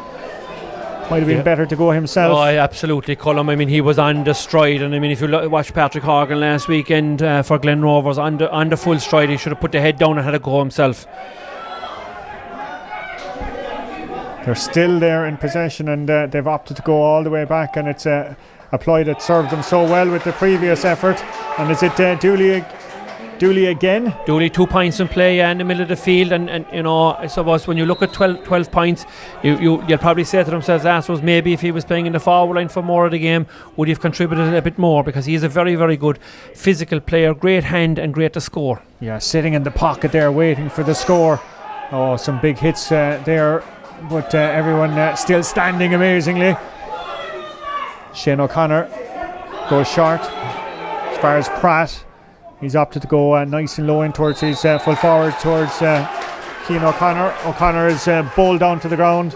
The cornerback has gone down. That's Owen Motherway trying to break a bit of momentum here. Maybe I think so. Yeah, possibly. But we'll see with the referee how he's going to deal with this scenario. But you know, the two Dooley points have been significant. Very, very good scores. One off his right, one off his left. And you had a Brian Roach opportunity, I suppose, in the middle of that, possibly. And you didn't get anything from it as well. Like offloaded to Twiggy that, you know, he might have thought that he was on the overlap, but it was just overhit for him. Finnegan took the free there, despite the treatment for Owen Motherway, who's still down on the ground, by the way. Water breakdown in Fermoy. It's Middleton 4 goals and 15 points. It's Ballyhay 1 goal and 11. Shot there coming from the midfielder from Mark O'Keefe comes to naught, but the referee is calling play to be held up because there's a substitute coming in there for Father O'Neill's.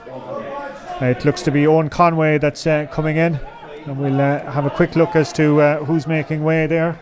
And it's going to be the wing back there. Podge Butler is the man that is wrapping up for the night, a man wearing number 5, one of the elder statesmen on this Father O'Neill's side. No, this is going to be a bit of a gut check there now for Father O'Neill's as they come down the stretch, because in the last 5 minutes it's been all one side and it's been all Bright Rovers, and they're the team in possession right down in front of us here in the stand with their wing back Shane Walsh. Nice connection by Walsh. He's trying to get it in as far as Cian O'Connor doesn't make the distance there, and Father O'Neill's out with their substitute, and he takes a heavy bang to the back. That's Liam O'Driscoll. I'm sure will be more than happy to take that free and giving the advice, let's slow things down, lads. Absolutely, and Dickie Dalton is coming nearly 110 yards back to take this free. But what has happened is that Father O'Neill's have put it seems that Mark O'Keefe has gone back as a second centre back. They're going to employ their own sweeper now. I suppose they've identified that Bright Rovers have got into the game and have been posing a threat in the last 5 or 6 minutes. So, at this moment in time, Colin, we see that Father O'Neill seem to be comfortable at this time, and barring a goal from Bright Rovers, the result is going to go to Father O'Neill's. Yeah, well, plenty of pulling and dragging inside there, and it eventually ends with the ball running out over the sideline. Looked to be a wide ball, but the umpire straight over, waving it as a 65. And the good news for Decky Dalton is he didn't have to go too far from his original vantage point from the free, just up about another 10 or 15 yards onto the 65. And as Mark said, this score, well, this attempt of a score, going to be so vital to Father O'Neill's, just to stall the Bride Rovers' momentum. Yeah, he's going to, push out the score, I suppose, to 7 points, really, if he scores it. Which means it's gone out to a 3-score game now. We were here a number of years ago and we witnessed Bride Rovers and Clyne in the relegation game, and Bride Rovers got a late goal deep into injury time. So Bride Rovers are never beaten Cullum, and they will keep fighting on their backs to get a result here this evening. But I suppose right now it's Father O'Neill seem to have weathered the storm, and not enough ball, I suppose, has gone into Brian Roach in the second half. I think he's got on 2 balls in the second half, and it's just not enough for his team. Are you surprised that Declan Dalton is coming all the way back now for these frees? Would you not keep him inside as a... This is about running down the clock. There's 55 minutes gone. There's 7 points up. There's no need, if once they don't concede a goal here, there's no way Bride Rovers are going to score 8 points in the last 6 minutes of the game. So it's about running down the clock. It's about being smart. And when you have a person like Declan Dalton who's equally, look at that for a score. I mean, that's just absolutely magnificent what this man is capable of doing. It was like dodgems over there. It was like a bumper car. It was, but you players bouncing off give credit him. to Cathal McAllister. He allowed the play to develop, and he didn't give an easy free. He left it develop. And it just seems that Dalton thrives in that kind of a situation. Shot up into the air there from Daniel Dooley. Drop short though. And it's Father O'Neill's that regroup in front of us here with Tom Mellerick, but there's something off the ball here. It didn't catch it. It is a sting. No, it's absolutely nothing. It was just a clash, and it looks as though Dan Harrington, as centre back, has possibly maybe popped his shoulder or something like that. He's holding. You know from the player that he is injured at this moment in time, but there was nothing in it. He either collided with somebody or fell, and maybe the elbow when it hits the ground will pop up a shoulder and stuff like that, but it's definitely popped, and you can hear he's roaring, and the best thing he can do now is get that back in, because if it's out of place, he's looking at a serious bit of pulling and dragging later on this evening to get that back into the place. And the team medic is over him, and I don't know if our microphone is picking up, but you can hear the pain and the anguish of young Dan Harrington from up here. And as Mark said, it's his right shoulder, just right on the shoulder blade. He's catching it, so at least he's sitting up anyway.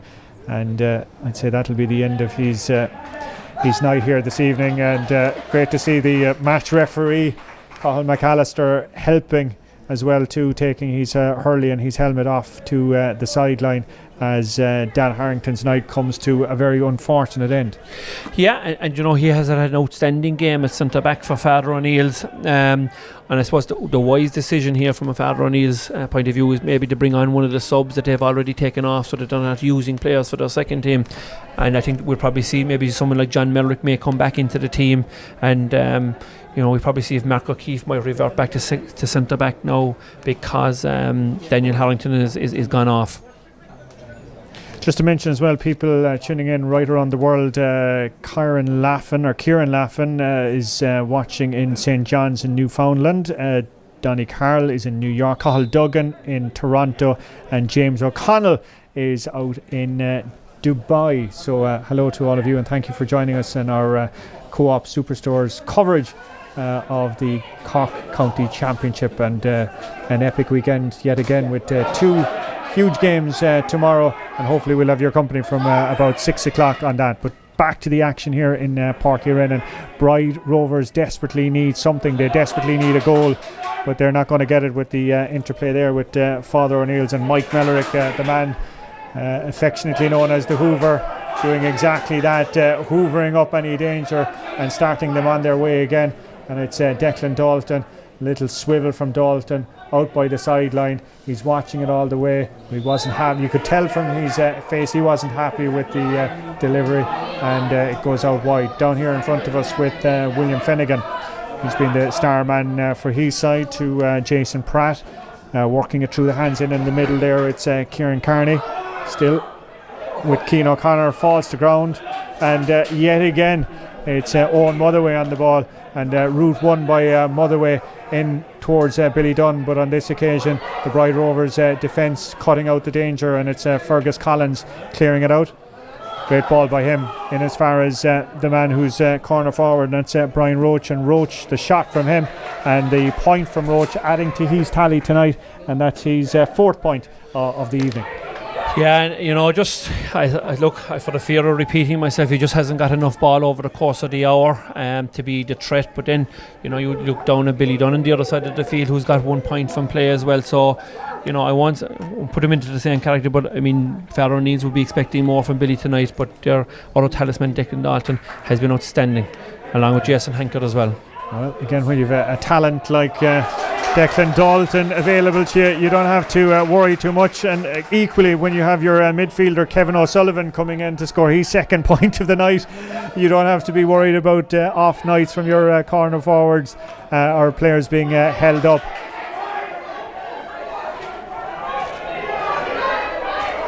It's Kieran Carney eventually getting the shot away, and it's kind of dipping there dangerously towards the end. I don't know whether that was intended or not, but the referee had allowed play continue. It's a free in to Bride Rovers.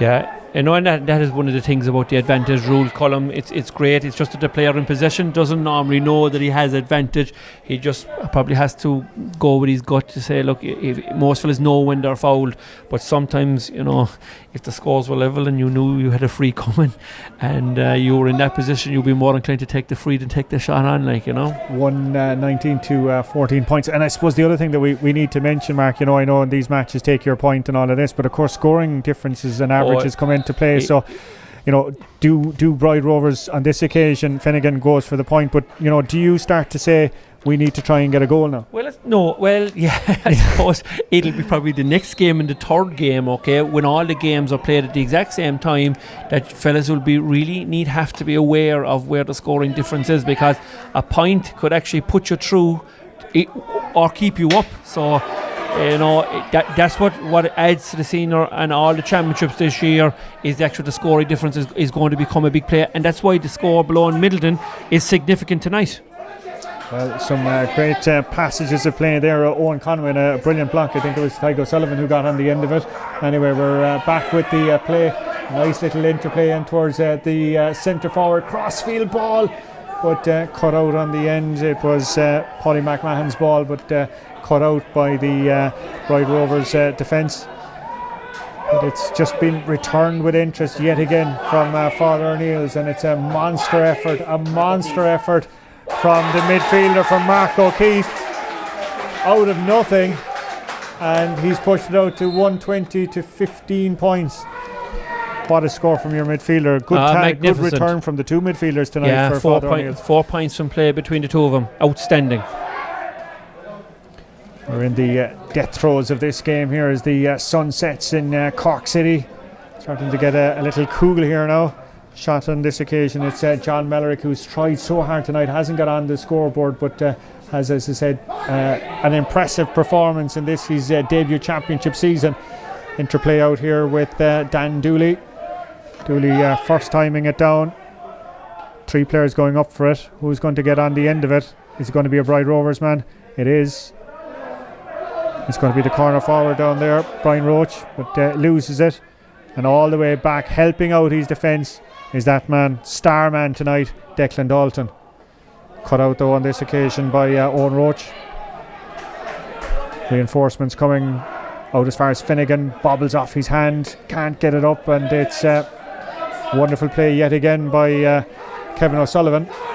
Goes right over Brian Murphy's head. He's got time to regroup, and he's going to go back as far as his goalkeeper to Cian Hogan. First time delivery by Hogan, overcooks it though, goes past Shane O'Connor, and it's going to be Dalton who's going to hit this one from about 60 yards, and surprisingly Declan Dalton driving it wide. There's no let up here as Bride Rovers come again with Shane Walsh. Boomer of clearance by Walsh, down in and around his full forward, and it's swept away there. Coming in on top of it there was It looked to be Michael Collins, but knocked out for a 65.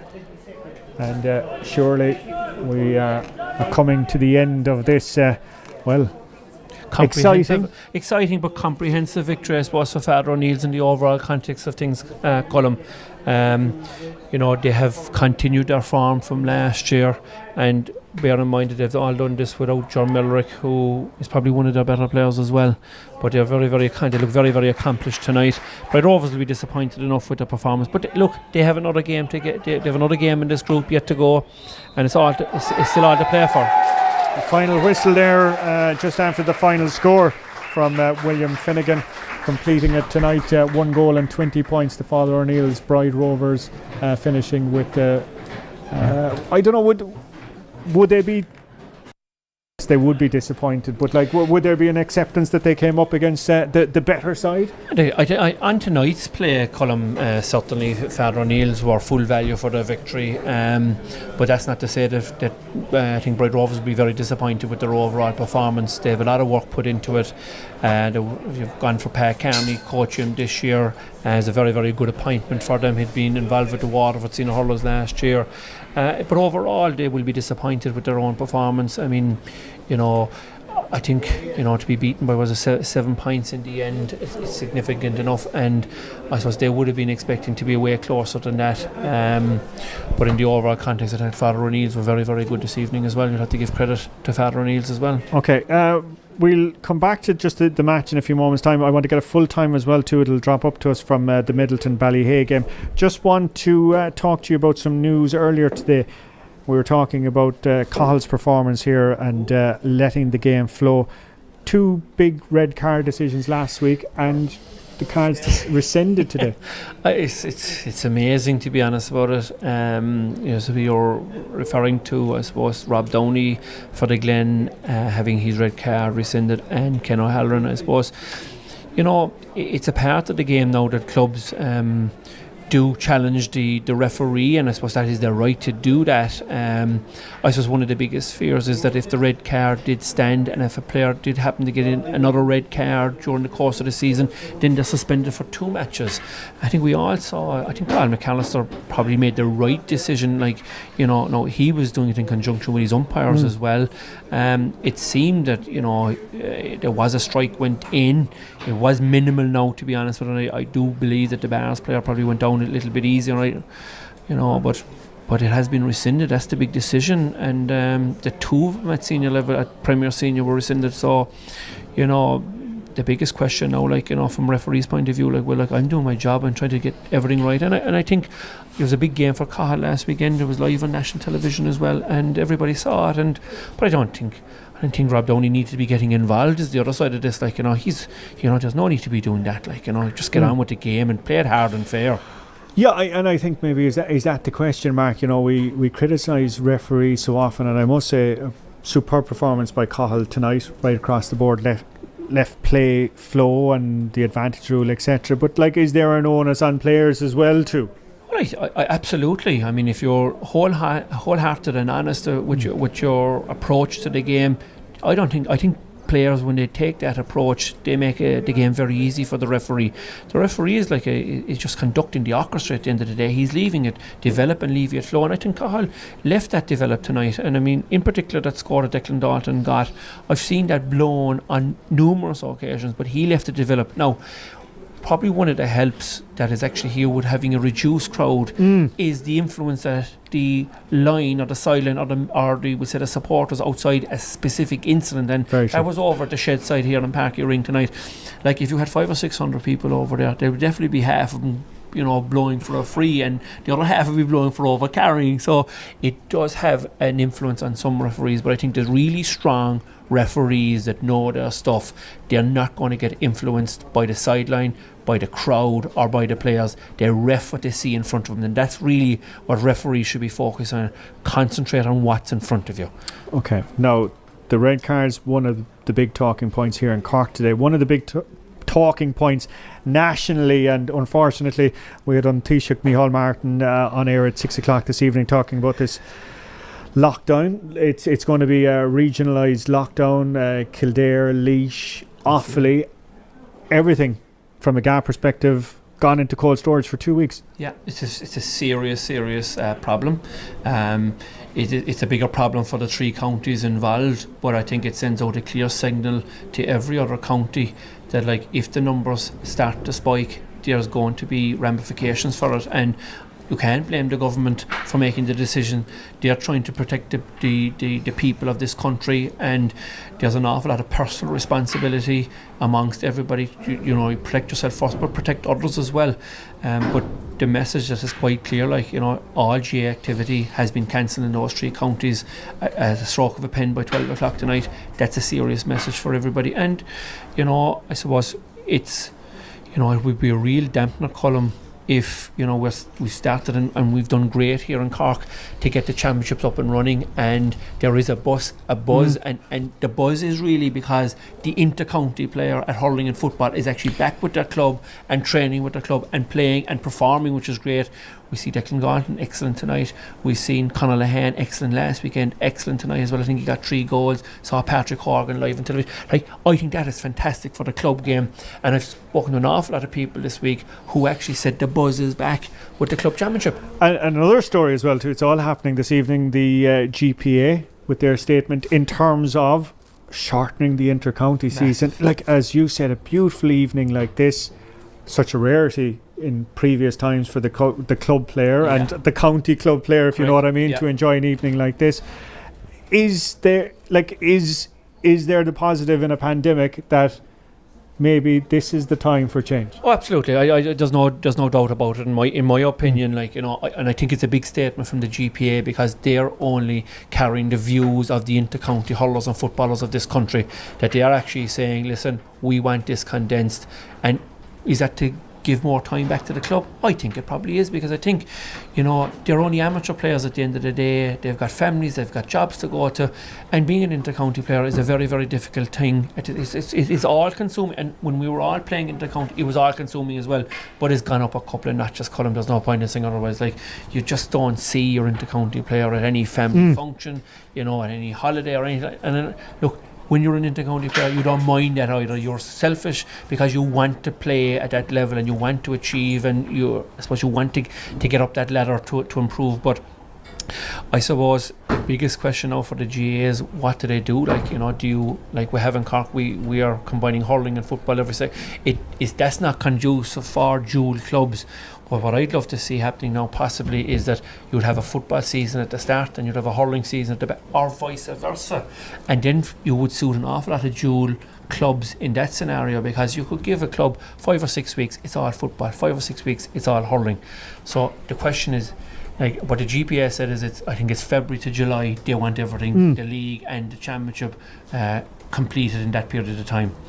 Is there a possibility that maybe the first 6 weeks of the year could be club hurling or club football, then you give 3 months to inter-county for the National League, then could you give hurling 3 months or maybe 8 weeks or something like that, and then finish off with your inter-county championships and stuff like that. So it's all about, look, there's 12 months in the year, and it's all about giving the club its space in the calendar, and I think that. You just to continue the point about the demands in county players, I think players will be happy to have the demands when they know that there's a game every week or every 2 weeks, as opposed to be training and all the muck and the grime and everything like that. Yeah. But the matches might only be coming over extended periods. That's right, and I suppose that is one thing that the Cork County Board have been trying to achieve under the new tutors of Kevin O'Donovan, is that you can tell players exactly when they're going to be playing, or maybe sometimes importantly when they're not going to be playing, because all those lads that are playing club want to get away for a break with their families and stuff like that, and young kids,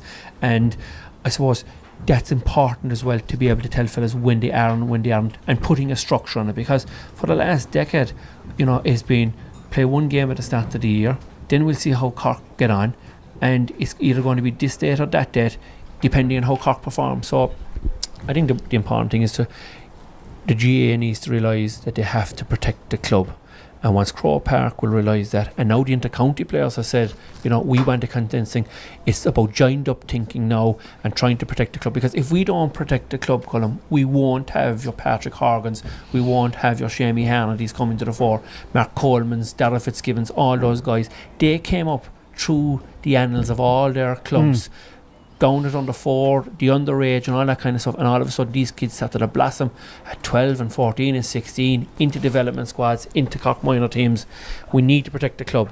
And I think in the midst of a global pandemic, I know we don't have fans here today or tonight or at any of the matches, but I think the importance of the club game has never been as high in communities around the country. Well, I'll give a small example now. My second young fella was 5 last weekend. Killer were playing Newcestown. We had a birthday party for them, and we had 12 people sitting around the television at home watching the match being live streamed by the club. By both Newcestown and Kilo agreed to cover the cost of it.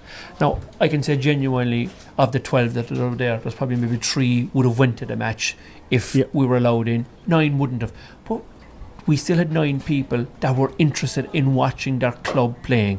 And by actually the live streaming now, what you'll find is that younger people, older people, friends of players will watch matches, on a more regular basis. And I'd love to see this, Colm, being a regular thing, that clubs can live stream matches for their own club people, for their own supporters. And you mentioned earlier on about people that you don't have to be in Ireland now to go and watch the match. If you're abroad, you can tune into whatever website you want to and watch the game live. It's fantastic.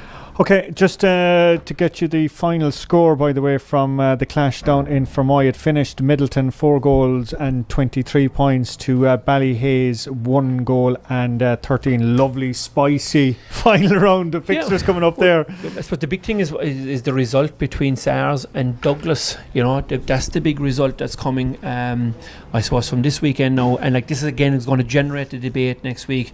If we had a situation where it's a SARS win tomorrow, they'll be on 4 points. They more than likely will probably beat Ballyhay now based on that result, I would expect. So they'll be on 6 points. You have Douglas, who won their first round, and Middleton, who are both on 2 points. It's a winner takes all now, because whoever wins that have 4 points. They'll be in the number 2 slot, they'll be going through, and the other team will be going out. Okay, well, exciting couple of weeks ahead, but I suppose the advice to everyone is wash the hands, wear the face masks, do what you're told to do by the government. Now, over tomorrow, a busy afternoon here in the Irish Examiner live streaming department. Not one, but 2 matches for you to look forward to. This man here is heading up to Mourneabbey. I hope you'll be able to find your way all the way up there. And we've a nice commentary gantry set up, I'm told, for you and Des Corn.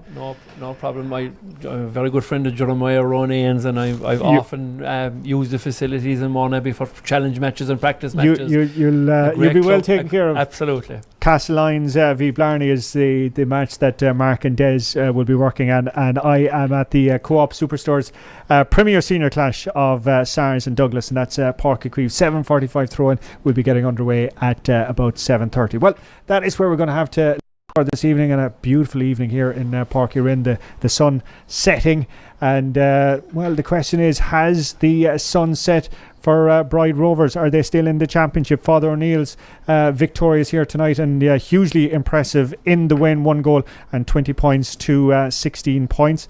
That is where we're going to have to leave it. Our thanks to Raf and Jack, who were on this side of the operation, Mark and Patrick, who were assisting over here to my left, and to Stephen and the team back in the office. That's it for us this evening. Our Co-op Superstores match coverage, with thanks to the sponsors of the competition, the Co-op Superstores. Hopefully you'll be able to join us tomorrow for those 2 games, with the action getting underway from Mourneabbey at 6 o'clock.